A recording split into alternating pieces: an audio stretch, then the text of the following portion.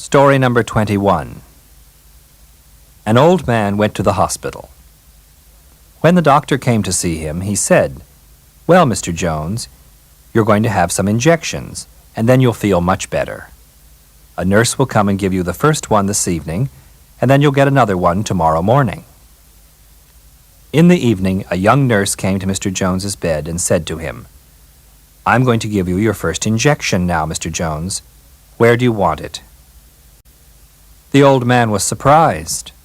He looked at the nurse for several seconds, and then he said, "Nobody's ever let me choose that before.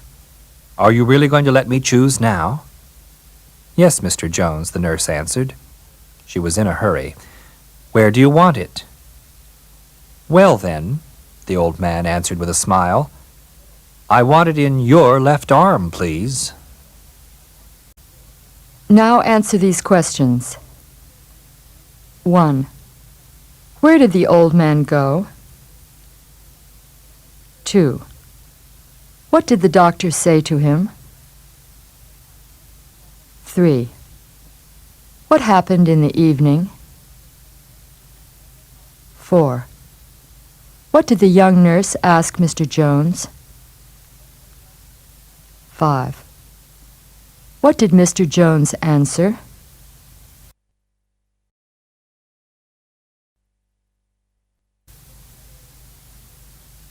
Story number 22. Pat Hogan was traveling around the country in his car. One evening, he was driving along a road and looking for a small hotel when he saw an old man at the side of the road. He stopped his car and said to the old man, "I want to go to the Sun Hotel. Do you know it?" "Yes," the old man answered. "I'll show you the way." He got into Pat's car, and they drove for about 12 miles. When they came to a small house, the old man said, "Stop here." Pat stopped and looked at the house. "But this isn't a hotel," he said to the old man. "No," the old man answered. "This is my house. And now I'll show you the way to the Sun Hotel. Turn around and go back 9 miles. Then you'll see the Sun Hotel on the left." Now answer these questions. 1. What did Pat ask the old man when he stopped his car? 2. What did the old man answer? 3. How far did they drive? 4. What did Pat say when they stopped? 5. What did the old man say to Pat?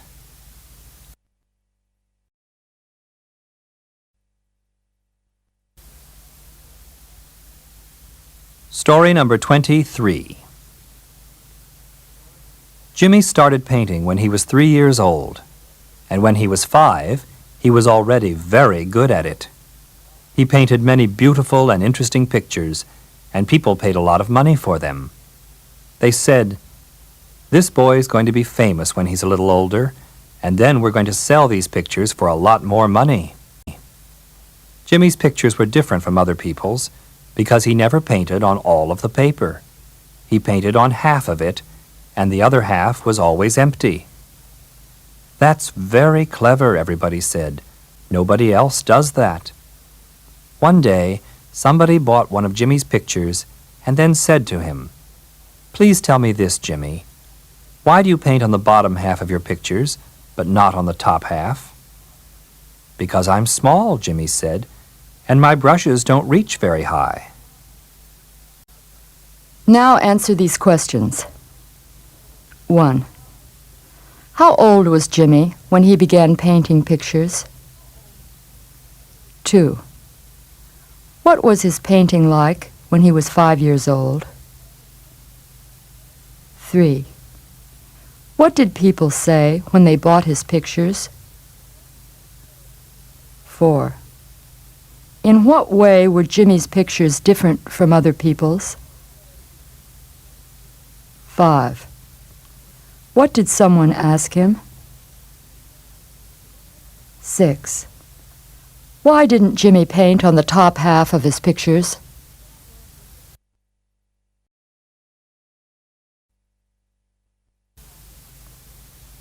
Story number 24. Mr. and Mrs. Gray live in a big city, and they have a son. His name is Pete, and he does not like to wash. One day, Mrs. Gray said to her husband, "Living in the city all the time isn't good for Pete." So last summer, they found a small house in the country and took Pete there for a vacation. When they arrived at the house, Mrs. Gray said to Pete, "We're going to stay here for 2 weeks."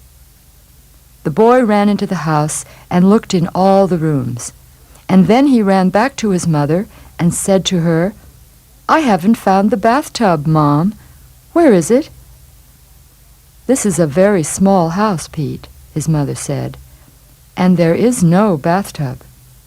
"That's very good," Pete said. "This is going to be a very nice vacation." Now answer these questions. 1. Why did Pete's parents take him to the country?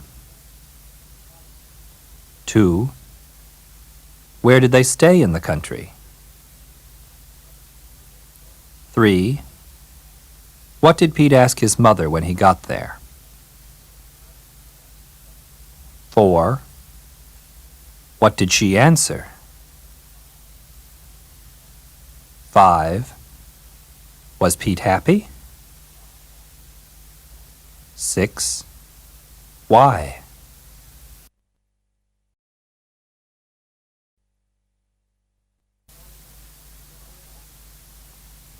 Story number 25.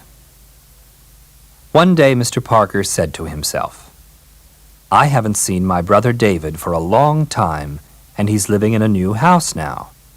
I'm going to drive there and see him this afternoon." He took his brother's address, got into his car, and started out. He drove for a long time, but he didn't find the house, so he stopped and asked somebody to help him. "Go straight along this road for 2 miles," the man said. "Then turn left, and then take the second road on the right." Mr. Parker went straight along the road and turned left after 2 miles. But then he got lost again. He drove for another mile, and at last he saw a road on his right and stopped. A woman was coming towards him, so he said to her, "Excuse me, is this the second road on the right?" Now answer these questions. 1. What did Mr. Parker say to himself one day? 2. Did he find his brother's house easily? 3. What did a man say when Mr. Parker asked him for help? 4. What happened then? 5. Who did Mr. Parker ask this time? 6. What did he ask her?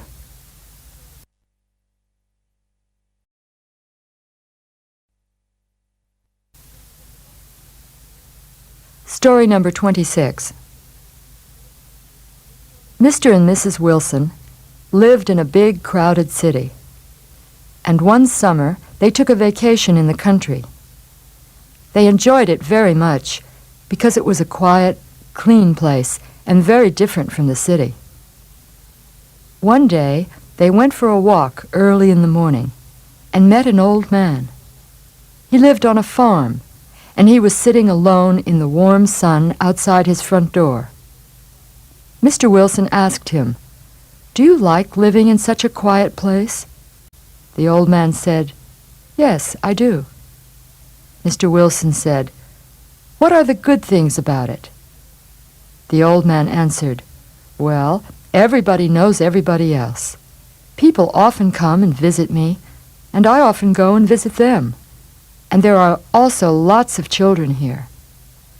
Mr. Wilson said, "That's interesting. And what are the bad things? The old man thought for a minute and then said, "Well, the same things, really." Now answer these questions. 1. Where did Mr. and Mrs. Wilson live? 2. Where did they take their vacation? 3. Why did they enjoy it? 4. Who did they meet one day? 5. What were the good things about living in the country?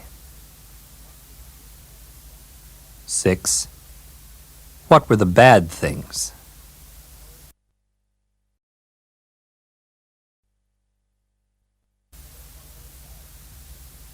Story number 27. Don was traveling around the country, and one day he was in a hotel in a small town. Lunch was served from 12:30 to 1:30. Don went out for a walk in the morning, but he forgot to put on his watch. He walked for a long time, and then he saw a young man in the street, so he said to him, "Excuse me, can you please tell me the time?" The young man looked at his watch and then answered, "It's 12 o'clock." Don wasn't happy when he heard this and said, "Isn't it later than that?" He was hungry and he wanted his lunch. "No," the young man answered, "it never gets later than 12 o'clock in our town." Don was surprised and said, "That's interesting. What do you mean?"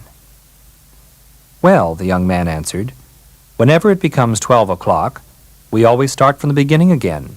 1 o'clock, 2 o'clock." Now answer these questions. 1.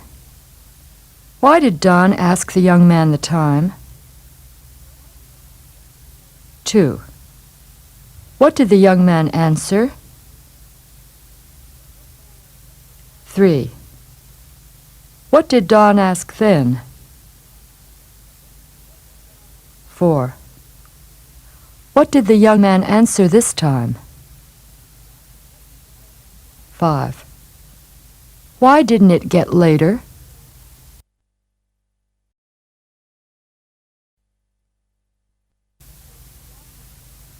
Story number 28. Mr. Clark worked in an office, and he did a lot of important and difficult work. But then he began to forget things, and this made his work very difficult.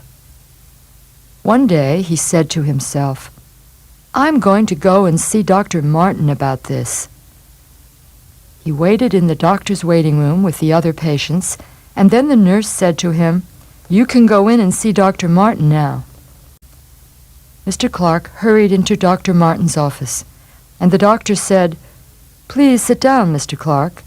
What can I do for you?" "Oh, doctor," said Mr. Clark, "it's terrible. I can't remember anything for longer than half a minute, and it's making my work very difficult. What can I do? Can you help me?" The doctor said, "When did this start, Mr. Clark?" "When did what start?" Mr. Clark asked. Now answer these questions. 1. Where did Mr. Clark work? 2. What happened to him? 3.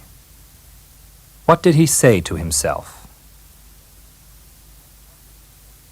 4. What did he say to the doctor? 5. What did the doctor ask him? 6. What did Mr. Clark answer?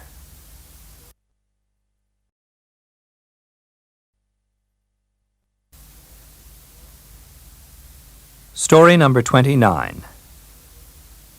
Mr. and Mrs. Davis have one son. His name is Bobby, and it was his birthday a few days ago.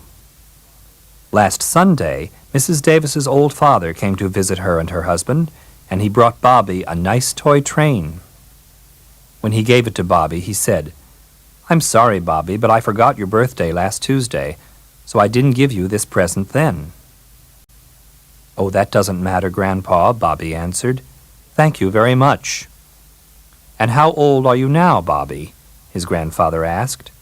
Bobby knew the answer to that question. "I'm 5, Grandpa," he said. "That's good," the old man said.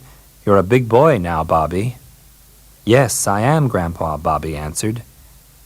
"And what are you going to be when you're older?" his grandfather said. Bobby knew the answer to that one, too. "I'm going to be 6, Grandpa," he answered. Now answer these questions. 1.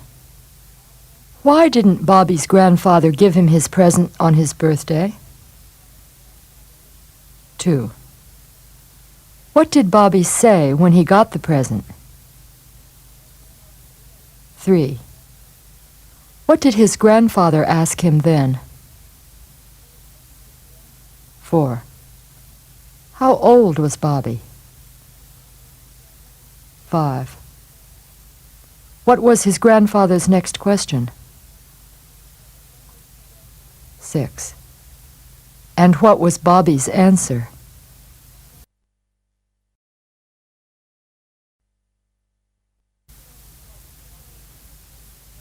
Story number 30. Dick was a sailor on a big ship. It went to Japan and Australia, so Dick was often on the ship for several months at a time. When he woke up in the morning and looked out, he only saw the sea, or sometimes a port. When he was 23, Dick got married and bought a small house with a garden in his wife's town. It was far away from the sea.